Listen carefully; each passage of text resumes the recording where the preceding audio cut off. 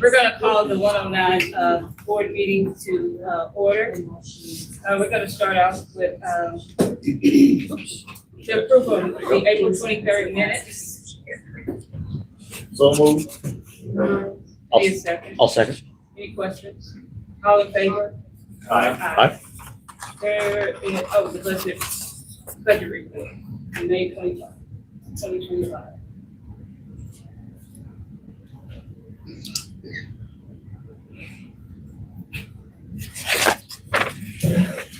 Okay, so this month's budget report shows that we had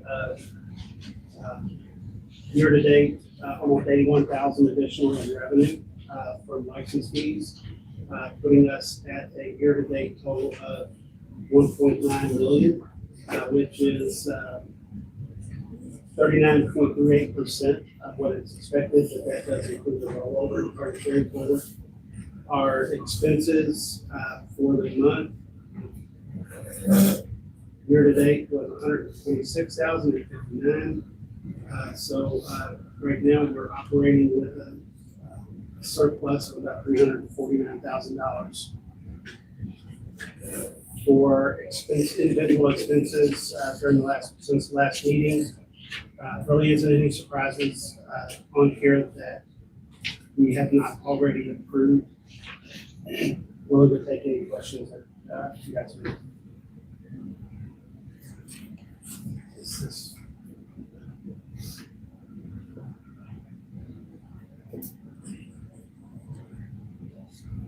Questions?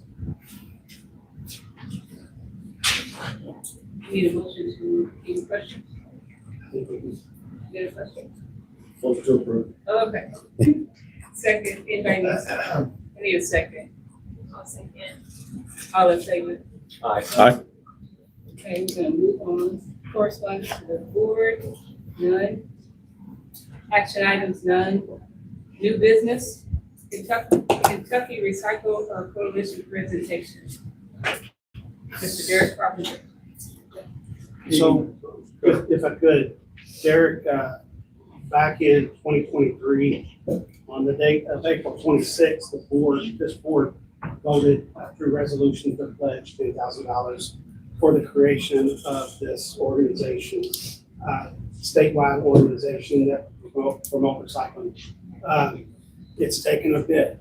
Derek is now the man of the organization. So I don't know if I can say that I'm exactly the man. I am one of the board members, volunteer board member, Kentucky Recycling Coalition. We have 8 of us that go between recycling business, state and local governments. Our goal is to increase the recycling rate within our state. According to the Recycling Partnership, we're at 14% right now. The EPA has a goal by 2023 to hit 50, so we have a lot of work to do. The state itself, we have 2 folks on there who actually put on the Solid Waste Sustainability and Recycling Summit this past February. Many people in here attended that. They would like us to take over that event, so it's quite costly for them. That is honestly how many state recycling organizations create their fundraising, is through a 2 or 3 day summit.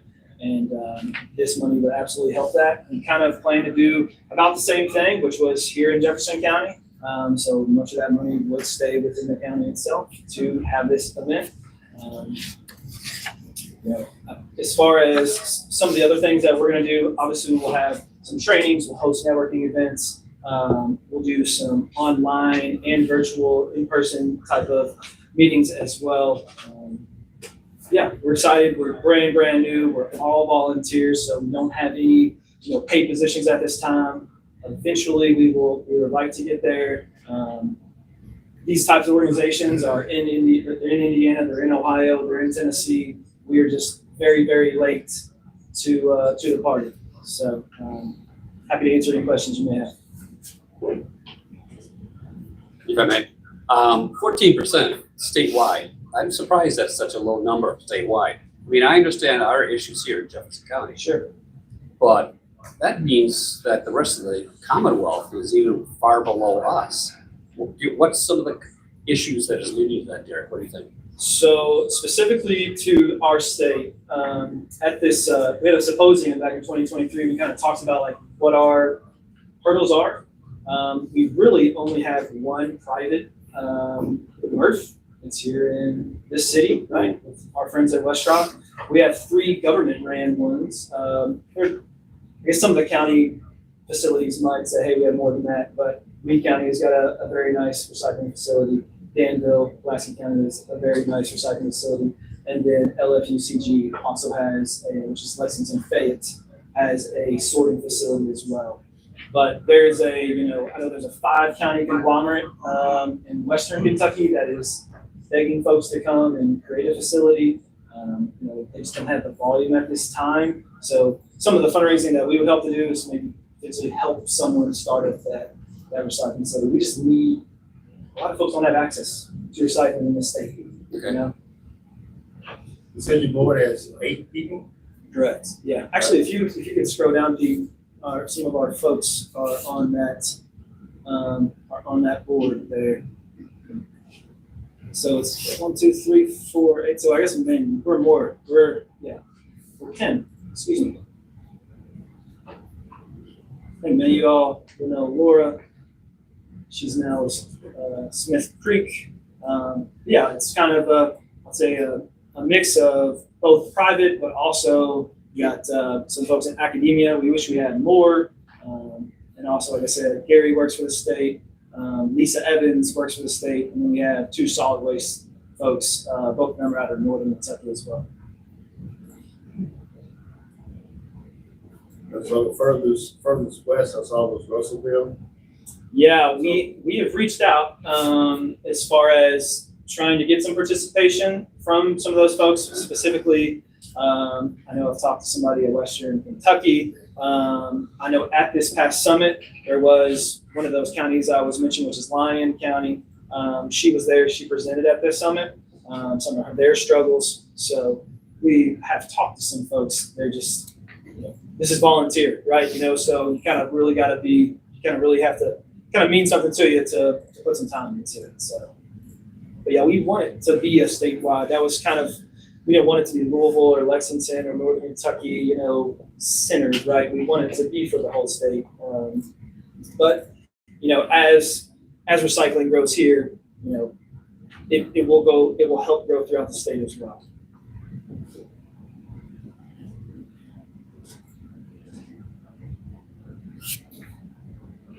As I said, the board made that pledge back in 2003 through a resolution. I believe that resolution is binding at this point. I just wanted to have Derek come and let you guys meet him, but let you know where that $10,000 pledge would go to. I think that we would probably need a motion to take that from a pledge to actual expense. You said that was done in 2003 or 2020? 23. 23. Yeah. Was that? Symposium was in 2023. So Yeah, that would have been. It's like, I think I was. Before we take a vote on that, what other things do we have? So as far as individuals, we have memberships that we have some. So folks like I work for Rumpke, a lot of our board members, and we also have some county governments who are stepping in as well. So we have just started, I was elected to this board 3 months ago. So we are in the infant stages of creating. I'm going to assume that LaFudge is a pledge member Who's that? next to Fayette County. I'm assuming they're a member like us. They are not yet. Correct. City of Franklin. I mean, somebody's got to take the lead. I mean, that's the. Yeah, so Yeah, yeah. the state is, the Kentucky Division of Waste Management. Yes, They put in some money. correct. Right, Yeah, and they're also, their time in kind has been very valuable as well. Because they have 2 people on the board with us.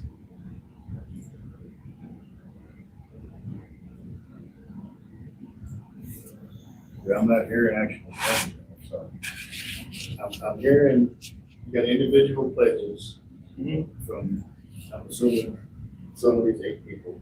Sure. Because the cities have not, only the state is doing something in kind. Oh, and in dollars, And and in in dollars, yes. I was just saying in addition to. So we would basically be the first in government entity to actually put up cash. Correct. All right. Well, and I guess you are, yes. This is all the way back to 2023. Well, right, was a pledge, but that's cash. Yes. At this point. Yeah. If we vote today and say, Sure. it's good, he's gonna write your check, it's in the Matter of fact, how do we build annually or what? No. This is a one-time pledge. It's a one-time. This is a one-time pledge. One-time check. Yeah.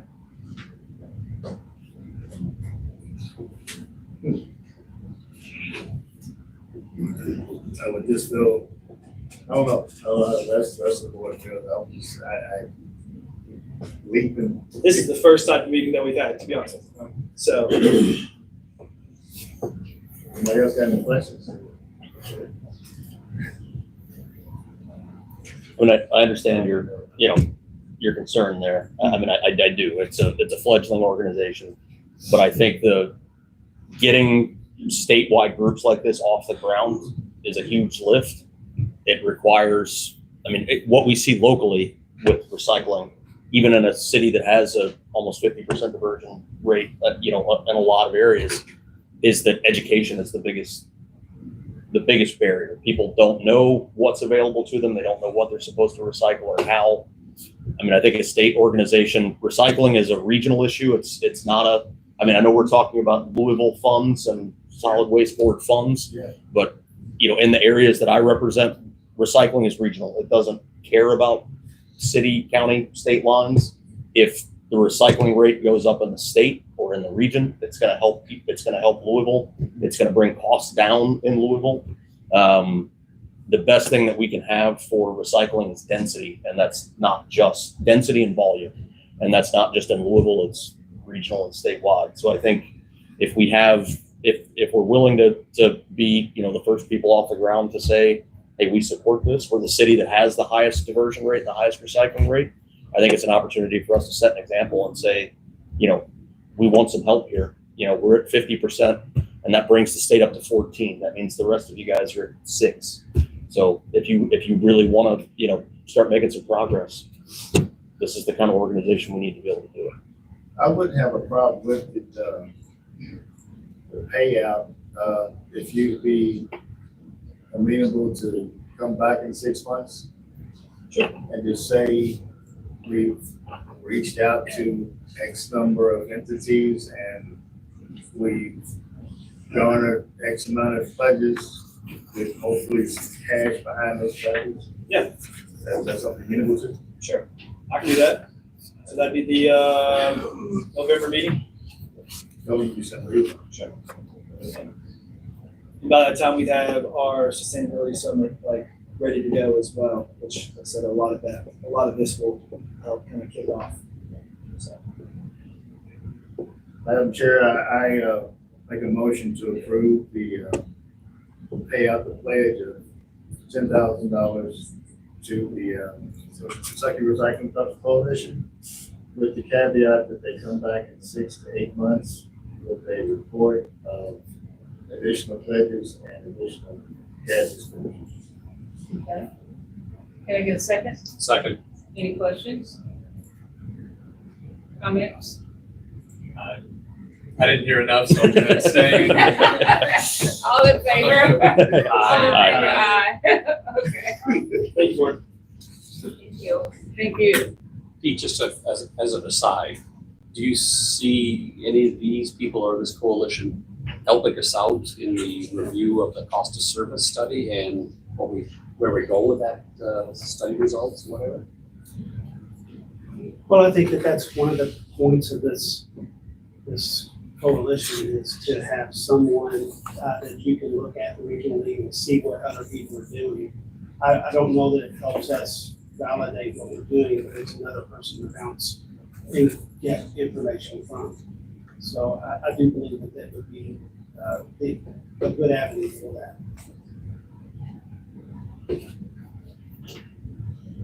Okay. Under new business with litter perception survey results. 2025.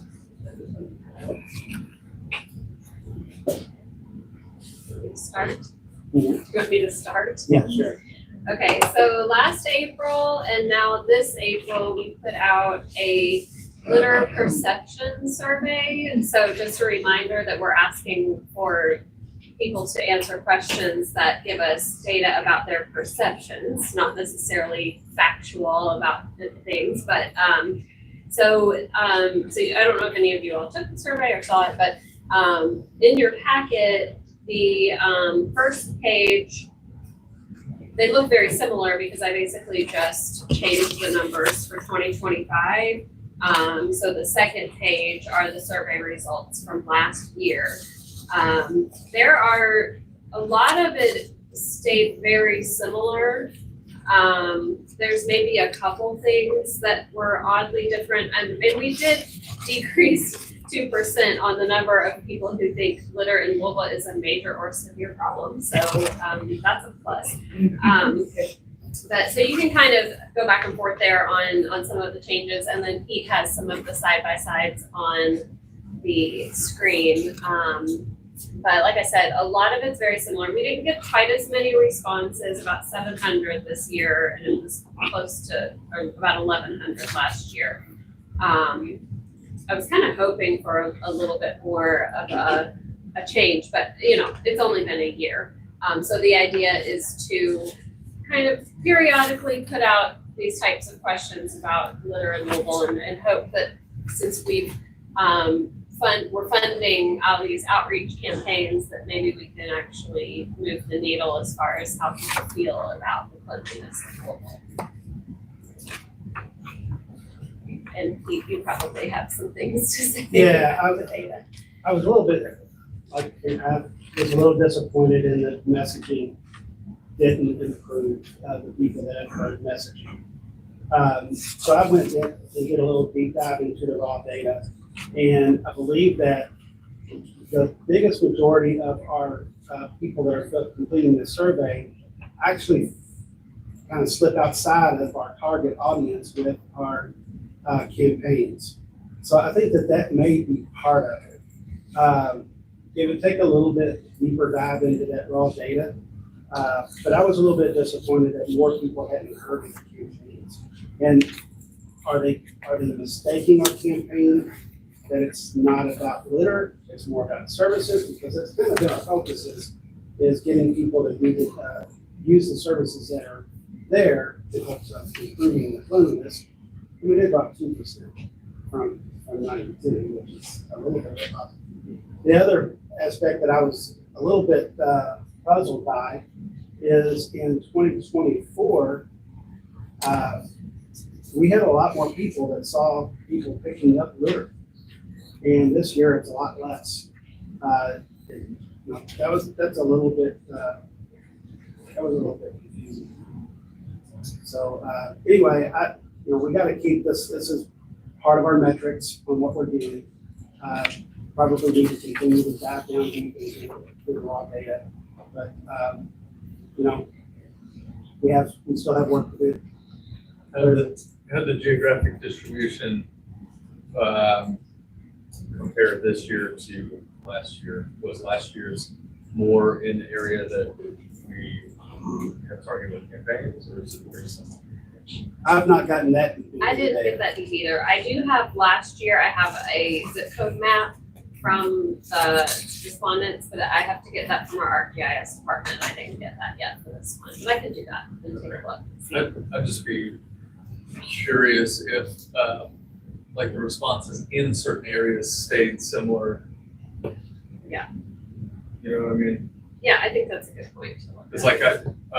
like where I live, I don't see the campaign. I did see on the soccer stadium.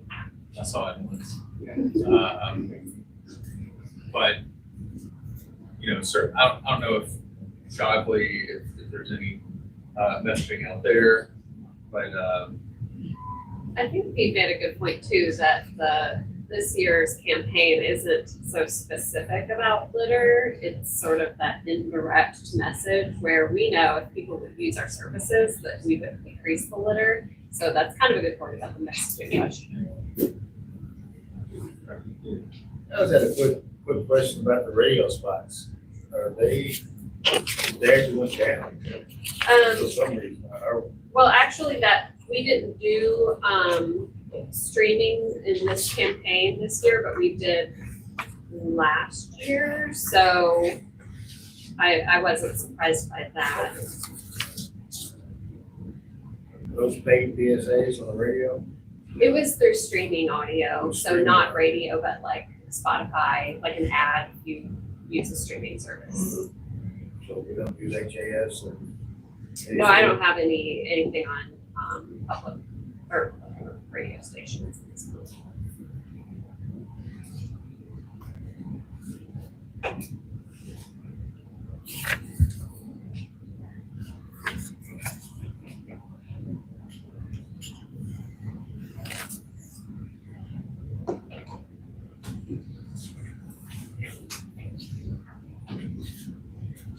Any questions? Yeah, no, just looking at the numbers there. Great on. Okay, well, let's move to old business. Thank you, Okay, Deidre. okay. All right, so we have the recycle coach pricing with Emerald Cities and HOAs. Unfortunately, we don't have a whole lot to share. I will say that we had a very good meeting with them this past month. Our contention is that we've already paid for the entire county. And that's what we pitched back to them was that's what it originally was. Everybody's address is already in there. It should just be inserting the data into the spreadsheet wherever we have a calendar, and it should work. I believe that we had a good ear on that from them, and she felt like that, yeah, we're going in the right direction. We understand what's going on. And she's gonna go back and talk to her higher ups, and she's been reassigned. So, so we had hoped to have an answer by today, and that's why it was on the agenda, but we because of that, we fell behind. We don't have an answer, but that's what we're going for. We just want to let everybody know that we feel like that they should be providing it. We shouldn't have to pay any additional money because we've already done it. So that's what we're going to be working with. Hopefully that's not why she was so receptive. Yeah. Yeah, sure, I'll get right on that.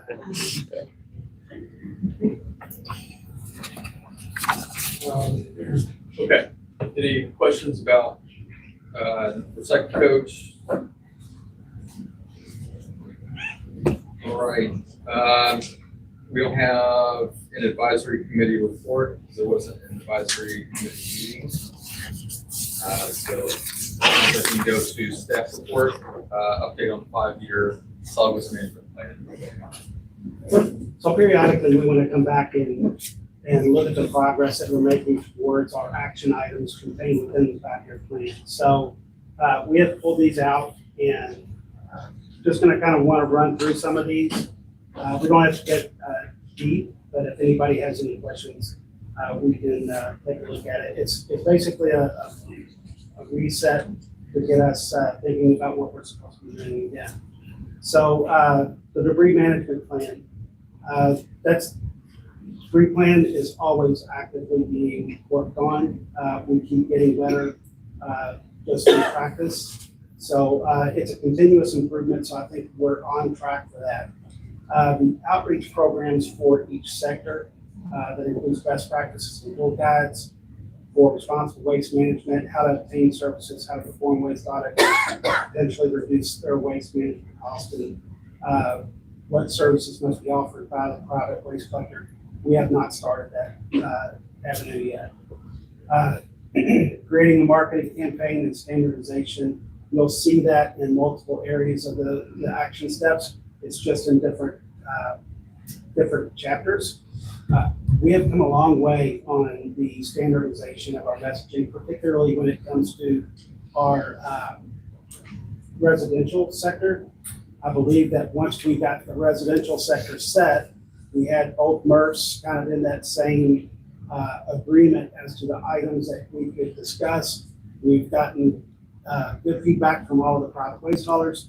Now it's going to be easier to move into different sectors such as multifamily, in ICI, industrial, commercial, institutional waste. So we're well on our way to doing that. Consider amending the ordinance. We found early on that we don't have to do that. That can be done through emergency orders by the mayor or the governor. So we crossed that one off of our list.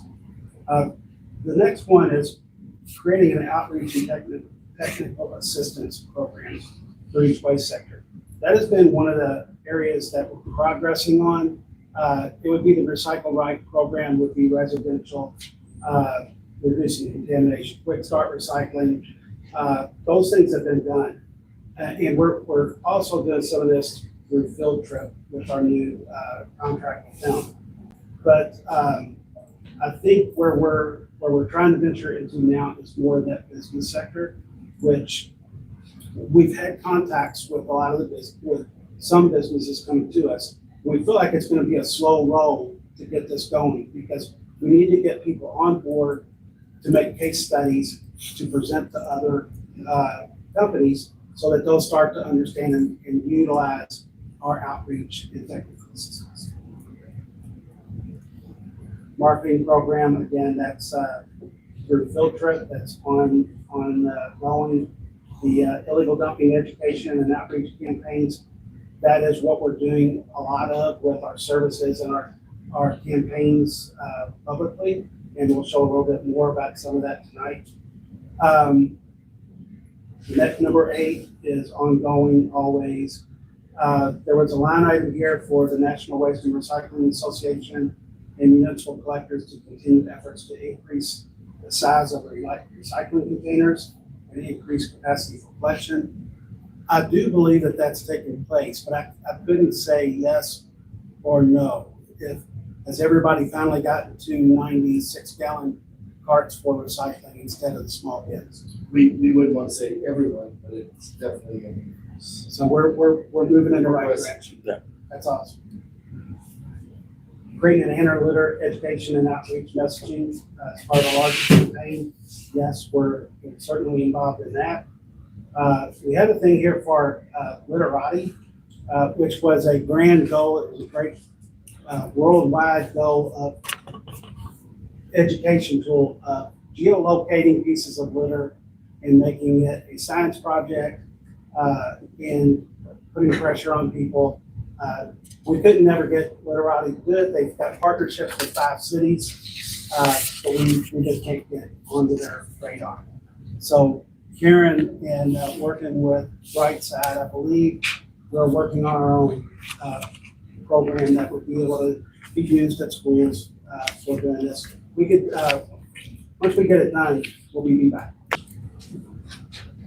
Negotiate a new community host agreement. We are in process, sort of. That's what our 5-year plan amendment process is doing, but we need to get on that. I fully understand that.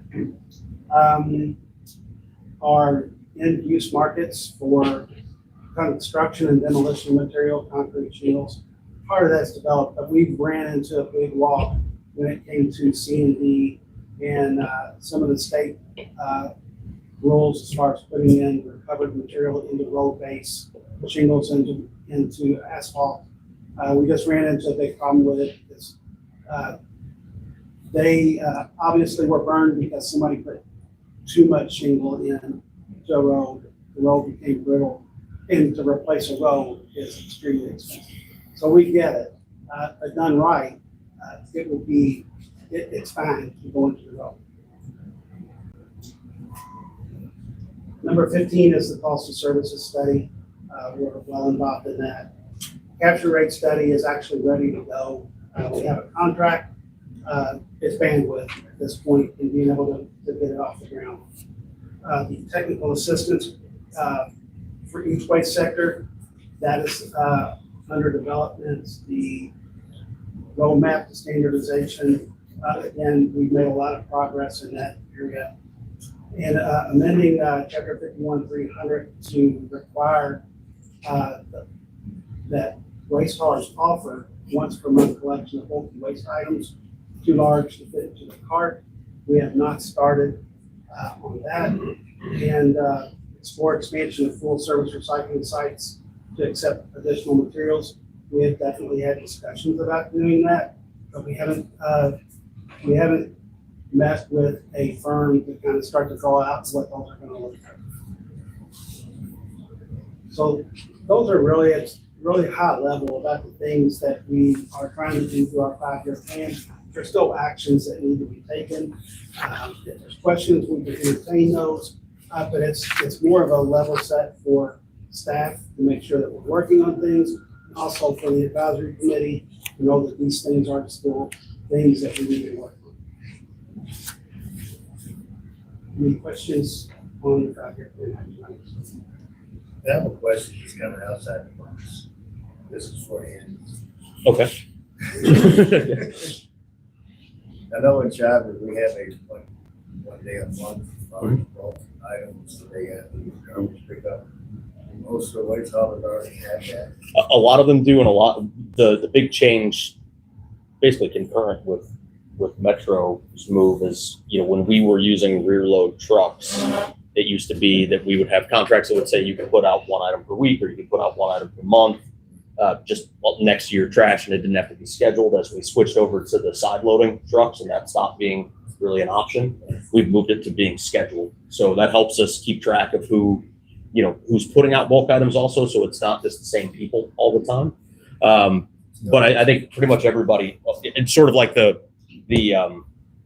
move to full-size recycling containers. I wouldn't say all, because we've got a couple of smaller haulers that I think do things a little bit differently, but I think the vast majority offer bulk collection, especially on contracted services. What would say schedule? Do they have to call and somebody can pick it up? So I can speak to- On a separate day. I speak, so for WM, we run bulk routes on Wednesday and Thursday each week, regardless of what your regular collection day is. So you would have to either go on the website or call and just say, hey, I have a mattress or I have a chair at this address. And then we would mark your account, put it on a route, for Wednesday or Thursday, let you know which day it's going to be. And then also tell you like, hey, if it's a mattress, it has to be wrapped in plastic. Right. And that also shows there's a checklist on the webpage. So when you type in your address, it auto completes to show what city you're in, what area you're in, because different places have different rules on what's allowable for bulk, and Louisville has different restrictions than another city might. And so it'll also tell you when you go to check the box, it'll say like mattress wrapped in plastic. So they know, or if you have an appliance like a refrigerator, like the Freon has to be removed, it has to be tagged by, someone that's able to do that to show that the Freon's been removed. But yeah, I think pretty much everybody, offers that service.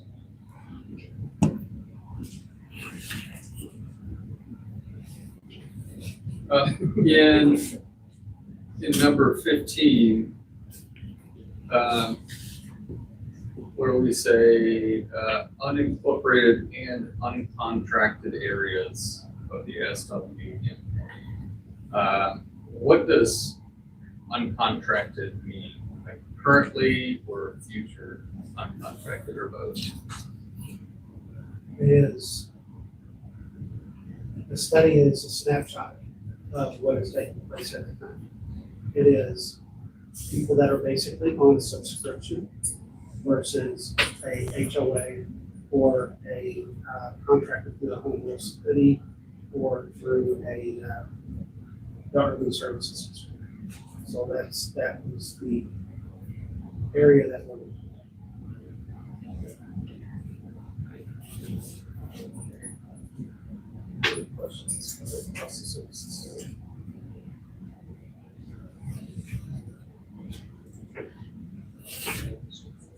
Any other questions on the solid waste management plan action items? All right, let's go to the waste management district grant program. back to me. So we are almost there. I've been working closely with the grant person through our mayor's office, and she gave me a timeline to help keep things where we know what we're doing. So this is a little snapshot, kind of a brief version of her timeline, getting us down to, well, there's sort of two parts to it. So there's the part where we have this solicitation and we have the information for the grant itself. But then we have the program that it is the platform we use, which is the eCivis. So, so the solicitation is pretty much finalized, but the application instructions, she'll actually do that for us once we're done with everything else. And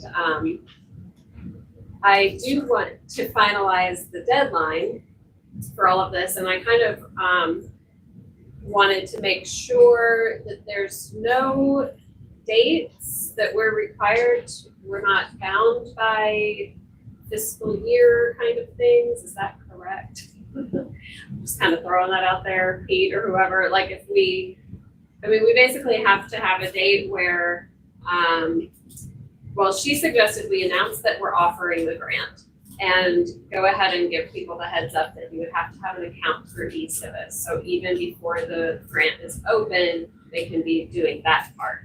And then having a date where it will go live. And then once it goes live, within a few days, we offer a informational session or kickoff meeting type thing. So if we, that way, when people have questions or want to kind of learn more about the whole process of application, we would go over that in this meeting. I'm assuming the WebEx.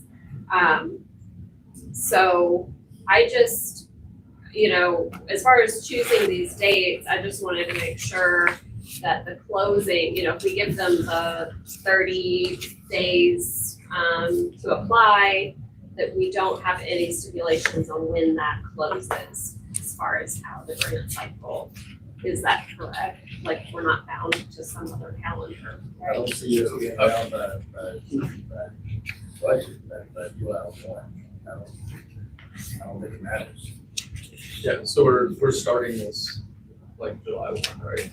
Well, that's the thing. It can be, we could, I was kind of hoping to start it earlier, but the way time goes, it's like all of a sudden about to be July. So it might be July 1, but that's where I'm kind of asking, like, does it have to wait till July 1 to be live, or do we want it to follow like a cycle? Because we're calling it a year timeline so that, you know, whatever money they get, they need to spend it within this year, and I guess we should offer it again next year, so.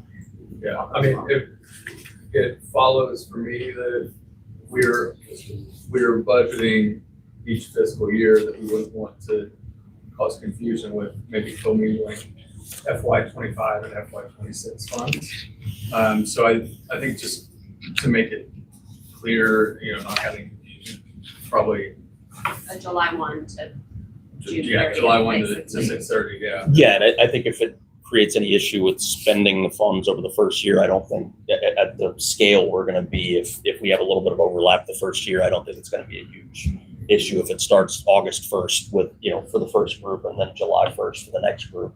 But yeah, I think it makes sense to try to just, you know, nail it down to the fiscal year. Yeah, I mean, like a year is a long time to spend grant money. And it doesn't even have to be a full year cycle. That's just kind of what I started with. The first one could Yeah. just be less than a year, like 11 months. Yeah. That would be fine. So like some funding is like you have to spend within 60 days. So usually when you come, you know, you request funding, you have some kind of a plan of when you're gonna spend that, right? Yeah, I think we could, you know, just say it would have to be spent by the end of the fiscal year, or they can, you know, they can provide their own timeline. So we're spending potentially $50,000, right? So we can budget $50,000 in probably some separate line item in the budget, so we can keep track of it separately from, you don't want to put it in contractual services or something like that. Somewhere where we can see Yeah. separate we spend. Line item would make sense. whatever's appropriate. There's a million line items in the budget, my God. Yes, sir.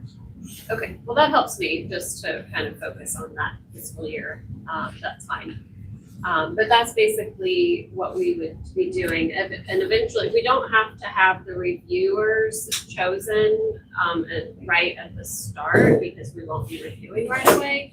But the thought was to have 2 staff members, 2 board members, and 2 advisory committee members. I did get a couple of responses from those that are interested.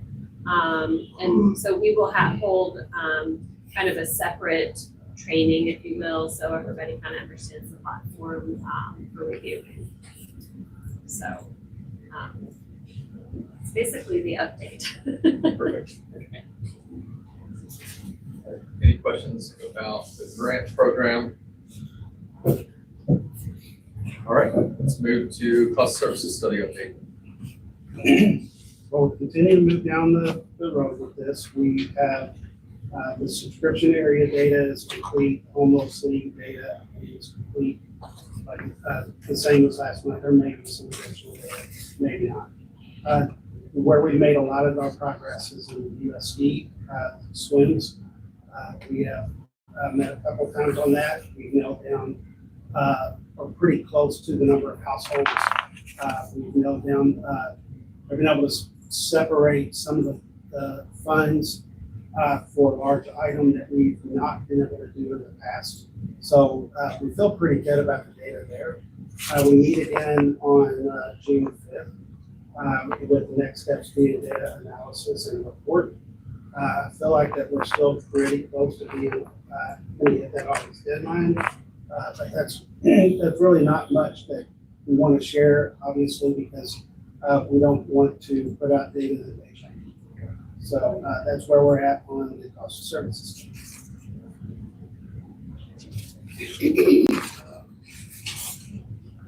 So there's no like snapshot of data that we can make available right now.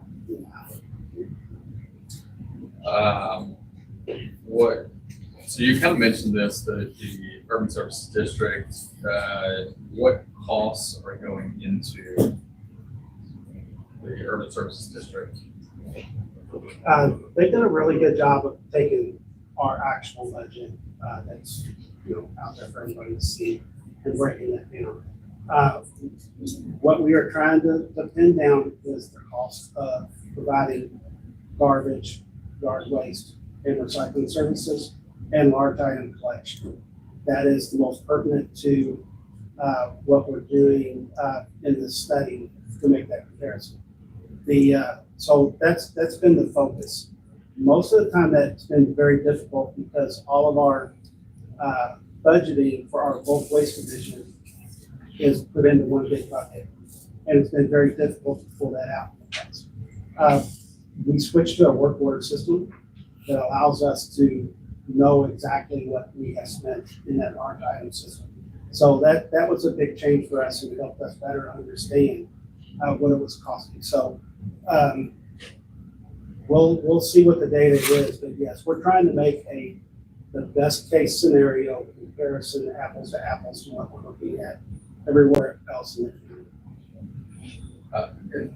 So one of the things, I never really thought about it before, but you mentioned something earlier about debris removal, and it made me think about like the storm cleanup, the flooding cleanup.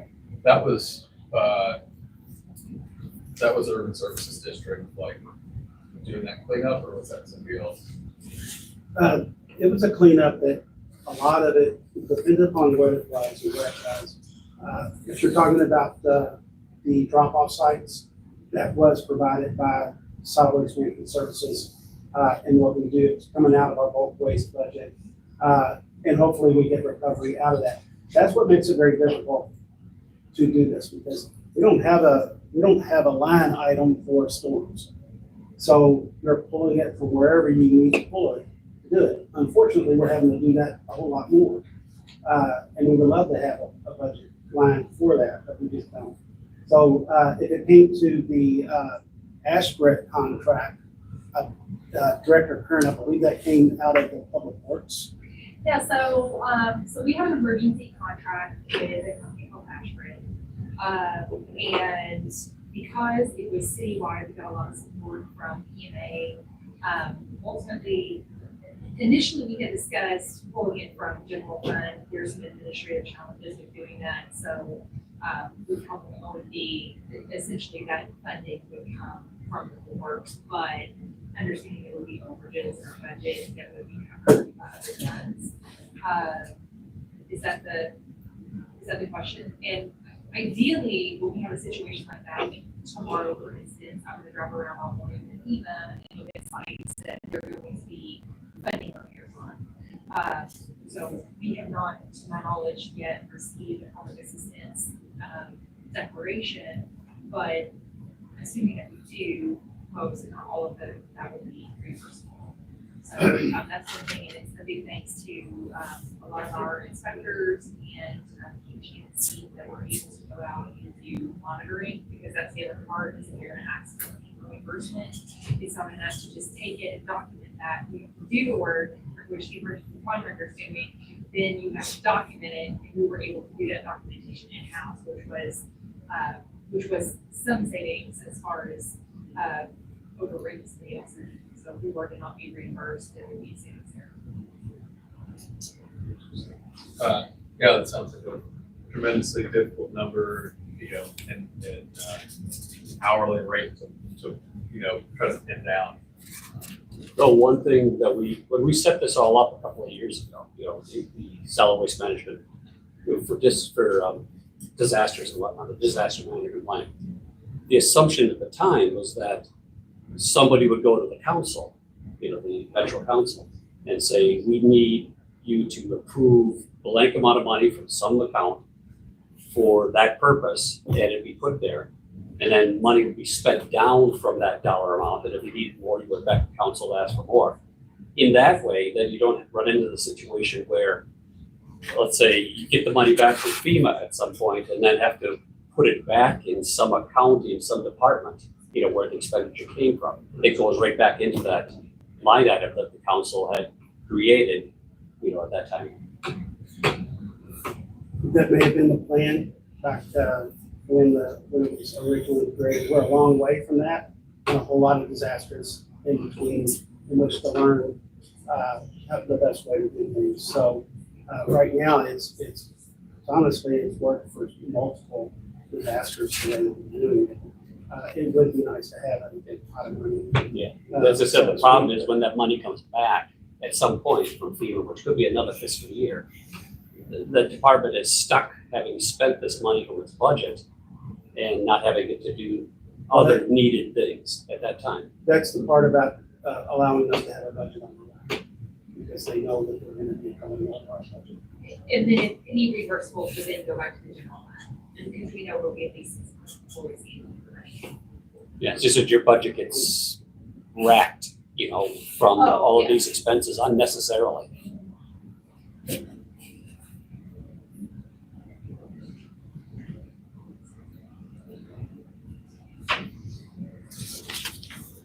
Any other questions? All right, so yeah, it sounds like next meeting is June 5th, so we got about a week and a half, something like that.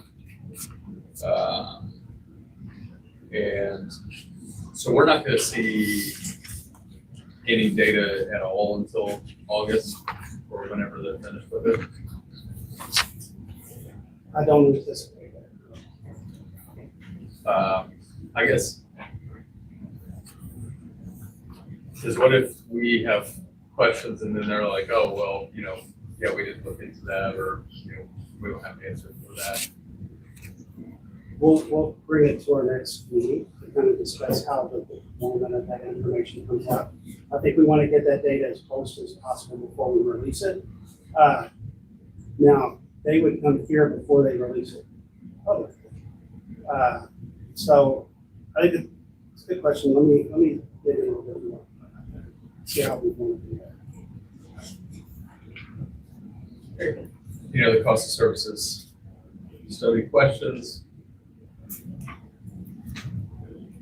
All right, let's go to the 2025 Education Outreach Campaign. So the Waste Management District has funded the outreach campaign, and we wanted to get some more focus. So SWIMS actually funded up to $35,000 just for USD. And this is kind of piggybacking on our campaign as well. So what you see in your packet and on the screen, the first part is outdoor placement, which is these lower billboards that are around town. You can see the different placement in red. All of these are within the Urban Services District. That we would have signs that are like these over here. So Solid Waste Management Services, make an appointment before leaving outside. You know, that messaging that we would want to get out there.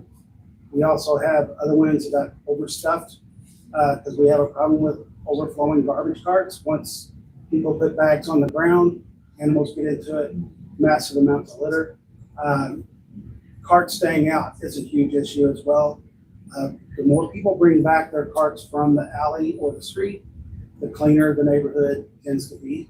That people take the ownership of that, so that's another area that we're trying to focus them on. Another one that we're trying to get people to focus on a little bit is think recycling is hard. We're trying to drive people to understand that if you got an overflowing garbage cart, one of your solutions is put some of it in a recycle cart. So we've created some quick start recycling guides that we're going to drive people to. Here, you want to take this part? So that USD campaign is actually being pushed out this week in conjunction with the original district-wide campaign that we have going, which I am part of that demographic. So I see it on my own screen. So I screenshotted some of it. This is one from the Facebook page, and you kind of scroll and see a few different images for the recycling one. And then Go ahead, continue. I just got a question when you're done. okay, the next slide is actually a screenshot of an Instagram story. So if you're on Instagram or understand the idea of stories, just kind of are at the top, you should show that. You can go back if we need to in a minute. And then these right now that I was getting were the recycling one, but there's yard waste, there's the bulky waste as well. And then, and then I had added some screenshots for the add-ons that Pete already mentioned and had other images. So those will come up on social media as well. They're targeted to specific zip codes within the USD, as opposed to everywhere with this campaign. But like he said, the messaging is very similar. We do have some links that are a little different because when we're targeting within the Urban Services District, we can directly link to like a cart page that's a city agency cart. Before Brian asks this question, do I want to know what the 32 comments were on the That was my dumpster recycling question. directly? That was my question. That's another. No comments, no shares on any of the others. 32 comments, 19 shares. Yeah, I on don't know. dumpster. I think, I don't know why. I think it showed up as this whole post when I started Yeah. scrolling. I But, never read the comments, probably also I rules do, here. I do read every comment and I respond as needed in a very diplomatic and professional way. Excuse me, Chair. Is there one that talks about covering your load? Did I miss that one? It is part of the overall campaign. Yes, Definitely. yes. So there's not necessarily one for the Urban Services District. No, not It is for, part of the broader campaign. I don't have countywide. screenshots of that. Will there be one a billboard for it or no? I think I believe there that is there is one. Speaking of which, just a little comic relief. I came across something on social media. It was a video of a guy sitting in the back of a pickup truck with the tailgate down. And he's sitting on top of a bunch of boards. That's so. That's not the covering the Yeah, load video. yeah. Sure if Yeah, it no. qualifies as. Yeah, Yeah, that might be it. Wow. Sure, but- Just a guy He's holding both covered sides of in the his life, right? He's trying. Some of the images that we've seen is unreal about the way people are transporting waste. It's unreal, so dangerous, and so it's causing a lot of litter, so. One thing, and I don't know if anybody else has noticed, but since we started our campaign, if you guys remember, we mailed letters to all of the waste haulers. We've done a lot of work. I will tell you, and even LMPD has said, that there are a lot more vehicles out there with covered hose. Yeah, We I- have seen a significant increase in vehicles with covered hose. Since you started that, I haven't noticed anybody with a uncovered hose. I had seen quite a few prior to that, so. I think we've made some progress. Still a ways to go, still fine. One, I think the scheduled bulk helps also, because, you had a lot of people driving around when it was Zone A is on bulk collection this week, and Zone B is that week to just drive through and scrap. Yeah, it's amazing, and that's one of the areas that we've really struggled with is the scrappers, particularly when you get out off of Fern Valley Road, around a lot of the metal locations. There are stuff just hanging off of these trucks. So it's technically recovered material, and it's not waste, but we're working on making some adjustments to ordinance that will allow us to also go after those. Yeah, it seems like it would be within our scope still, even if it's recovered material. Yeah, because we're citing this out of a solid waste ordinance, it was specific to, we could cite it for waste. And by definition, recovered material is specifically Yep. excluded from a waste state and otherwise. So we just want to be clear and on good footing. Yeah, it's Because within we our know that scope, but it's We're, not. we're gonna get pushback from a few individuals when we do this. So I've already had this battle with one metal recycler in town, and, that's how I knew about the recovered material exemption. And they won't. So, yeah, we'll get some pushback on it, but we're working on it. What kind of reactions do we have to like the messaging, or are people receptive to it? Like what? It's a mix. Some people comment good things like, we appreciate everything, but there's definitely the for the district-wide campaigns, kind of these comments about not getting that service because they have to pay extra, or it's, they consider it free even though our taxes are higher, it gets covered through taxes. So there's always a little bit of banter about that, but yeah, I mean, I can share. You can go on Facebook and probably find the comments if you want to read it.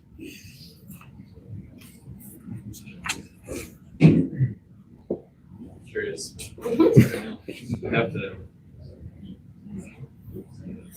What are the questions we have? All right. Seeing none, we'll move to the next section, which is to move into executive session. You want to do the announcements? Yeah, I was gonna ask, could we do the announcements, education announcements and regular announcements, just so people have to hop off the screen? or- Mr. Chairman, could you also ask for questions before we go into executive sessions? Some questions for the public. Okay. Yeah, we'll move executive session down to the end. All right, so announcements. So Oh, go ahead. sorry, I have a few things for just education. We do have a couple of pop-up drop-offs coming up. The April 5th one was canceled due to the storms, and it was rescheduled for May 31st. So we have a couple kind of back-to-back here. So this Saturday at Shelby campus, that's the rescheduled one. And then back to our regular schedule, we have June 14th coming up at Dawes High School parking lot. And we are excited to announce that we're going to start an online class that is monthly. So please share with anyone you know. You do not actually have to be new to Lou, as we call it, but many people who are new to Louisville or maybe new to an area of Louisville are confused about how to dispose of waste properly. And so we decided we're going to offer a virtual call and class about that. So we'll keep sharing that and we'll update you on how that goes. But and then this Smurfit West Rock tour, we have them scheduled monthly. The June one actually, we either have to cancel it or change the date. West Rock just informed me of that today. But we do have a link to a sign up for West Rock tours for the year if you're interested in that. And then Waste and Recycling Workers Week is coming up the week of June 16th, and I know other haulers, rumpy companies usually post some things about that, and we'll be doing the same as far as the city waste collection workers. The other announcements that we have a public hearing for the amendment to the Tigard Solid Waste Management Plan regarding capacity. That's June 18th. I can tell you right now, we have 0 comments at this time. If we don't receive any comments, then we don't have to have a public hearing. 109 board meeting, Wednesday, June 25th. The advisory committee on June 21st at 4:30. I think it's June 18th. Okay, That was just last. June 18th it is. And then I did have on for public input, anybody wishing to heard, it wasn't on the agenda, but it was on my PowerPoint. Should have been on my agenda. Okay. Anything else for announcements? Okay, we'll go to questions. Mr. Chairman, my question in regards to the schedule of household services study update. So a follow-up question from the good comments. The last line item states on track of meeting August deadline. I assume that August deadline is the total information concerning the analysis of the report. My question is that after that August deadline, are there going to be additional ways to comment on the report, and is it concerning public meetings and other type of meetings that are going to foresee in the future where other people can participate in the report? I mean, it seems like there should be space for comment, time for that. And this is potentially very impactful. So I don't see any reason why we wouldn't allow for time for considerable comment. Are there actually scheduled public meetings? We don't have any scheduled as of now. And I think August was really an expected completion date for this study. So I don't recall it being an actual deadline, but I think it was an expected date. That is true. I think that we're hoping this culminates with a presentation to the board from Raf Ellis to tell us about the study. So it would be done, the presentation to this board of the study would be done in public, open forum. What the 109 board and anybody else wants to do with that study after that, I believe it should be publicized and everybody know about the study. And if I'm not sure that there's no requirement for a public hearings of any sort, because I mean, it's not a statutory requirement that we have public hearings, but I think that's up to the board on really where they want to go. We don't want a study that's going to go up on the shelf. I think everybody needs to know the results of this study. So we just haven't gotten to that point yet. I would like to remind the board that in past studies, there were public hearings, public meetings, at least 2 at the Oklahoma Library, I think. And it's very common to have public meetings on this particular consolidation. Yeah, I think that in the last study, the 10-year study, is that what it was? Yeah, those were more interactive sessions on gathering information for the study, the public input. We're not necessarily getting public opinion. We're getting a factual objection of objective information to start looking at. I believe that that could be a step in the future. If we wanted to, if the board wanted to act on anything, they really can't. I don't know what the board would want to act on. I believe that it's important that that it goes to Metro Council, that it goes to anyone else ready to hear that. But it's really kind of, we never plan much past getting the information. So I believe that it's a discussion that we need to have. So it sounds like once this is completed, then Metro Council or any other governing body could use that study to make decisions. Yes, I mean, we would want to go to Jefferson County League of Cities, anybody that's willing to listen about the results of the study. Okay. Mr. Chairman, that's exactly what I'm talking about. What kind of program would it be in which you would be able to get the results, like you could actually be able to hear from the League of Cities or local government or even the private sector in approach to what your findings were in your study?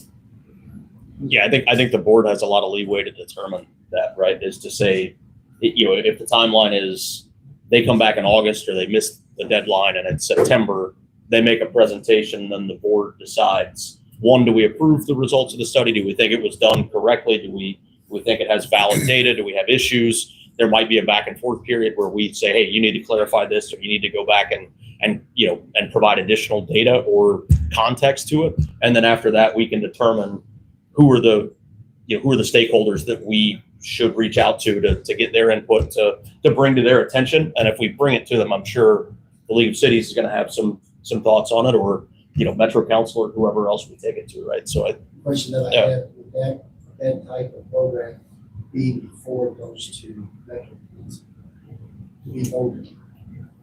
There really isn't a vote for Metro Council to take. There's really no action that comes from this plan that supposes that we're going to do anything. It's informational, is what it is. So I don't think I think it's more of a presentation, probably to the Public Works Committee of Metro Council, not necessarily to the Metro Council in whole. That's typically been the process for any kind of changes that we do. Any regulations that this board creates, which I don't ever see us creating a regulation around this, but also has to go to Metro Council within 3 days to make notification to them. But again, we're not at a point, I believe, where we're trying to make a regulation. It's basically, as the wording in the 5-year management plan says, it's for future decision making from whoever. It doesn't say who makes that decision. Yeah, so I think what he was asking is, prior to any proposed legislation, whenever that would happen, to what extent would there be a public hearing? And if we're speaking to Jefferson County League of Cities and other parties, then would we want to create that public hearing option for just general?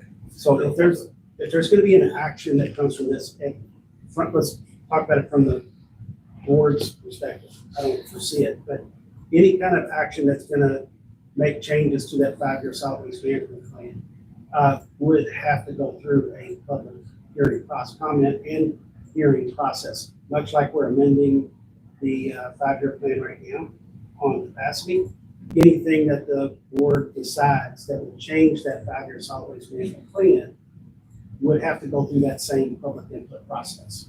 Okay, so what I'm understanding is if Metro Council, saw the results and said, yeah, we want to move on this, then before anything really became effective, we would have to update the 5-year solid waste management plan prior to any, potential contracting or something like that outside of the USD? It would be an update process that we would follow. And obviously there would be a comment period, but we wouldn't be in a position to tell Metro Council, they have to do anything in a certain manner. Metro Council has the ability to create ordinances, even, if they want to create an expanded district. So, they have the power to do anything. And there is a process that if they're going to change ordinance or create ordinance, there's a process that Metro Council goes through for any kind of legislation that would have to take place. All that's done out in the public, okay? Am I wrong? Is your question in line with, just want to make sure that the public has an opportunity to voice any concerns before action is moved? Correct. Yeah, but- I think that's a reasonable expectation. yeah.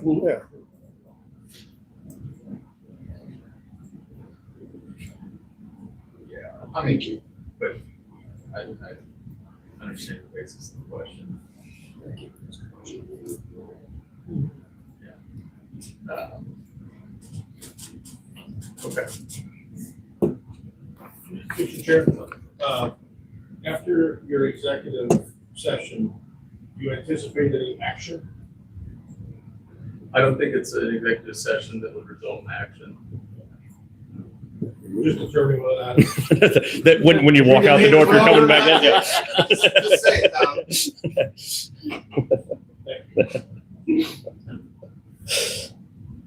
Okay. Other questions? I saw another hand or two. Mr. Chair, I make a motion to go to executive session. There's a specific motion. Yeah, there's we have verbiage. Okay, so before we do, we have Natalie Johnson, who is Jefferson County Attorney, on WebEx.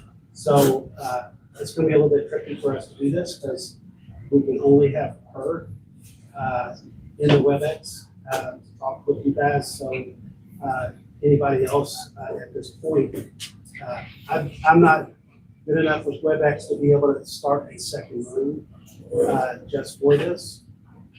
So we would ask that others that are a part of this would be able to log off of WebEx so that we can conduct the executive session. And then you can log back on maybe Darrell and any other action. Okay.